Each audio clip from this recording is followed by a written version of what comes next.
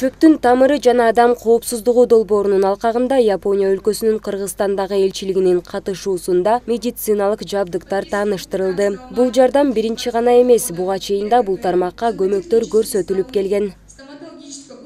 Грант келишимдин негизинде Бишкек медициналык коллежине 62.735 долларлык медициналык шаймандар жана аспаптар берилген.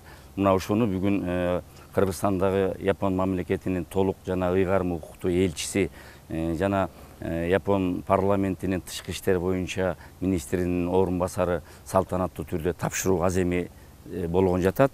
2021 жылы негизделген грантка ылайык окуу шартын жакшыртуу максатында аталган окуу жай микроскоп, ЭКГ аппараттары, стоматологиялык столдор жана башка заманбап жабдуулар менен жабдылды.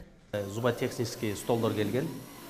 Бир стол, эки техник отуруп иштегенге ыңгайлашылган.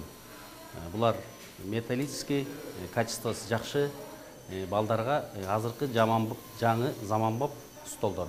Балдар иштегенге удобный.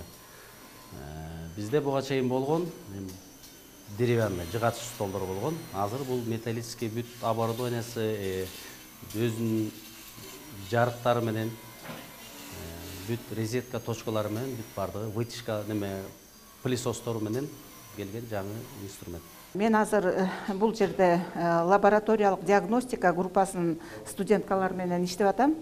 Булардын накта кесиби, себеби бул накта булардын жумушу. Ошол ишти жакшы өздөштүрүп, аркалап, жакшы бүтүп кетиш үчүн бизге ушундай шарт түзүп берген жетекчилерибизге, өлкөгө жана Жапон элине чоң рахмат айтмакмын. Кыргызстан менен Япония көп жылдардан бери достук мамиледе иш алып барып келет. Сакуранын мекени өлкө эгемендүүлүк алгандан бери транспорт инфраструктурасы жана айыл аймактарына керектелүүчү шаймандар менен камсыздоосун улантууда. ビシュケク医療カレッジのですね。 Бүгүн биз жабдыктарды көрдүк. Бул долбоордун негизги максаты медицина тармагына жардам көрсөтүү. Япония 30 жылдан бери ар багытта жабдыктарды тапшырып келет. Бул Кыргызстандын саламаттык сактоо тармагы үчүн абдан маанилүү. Бүгүн болсо тапшырылган жабдыктардын иш жөндөмдүүлүгүн өз көзүм менен көрө алдым.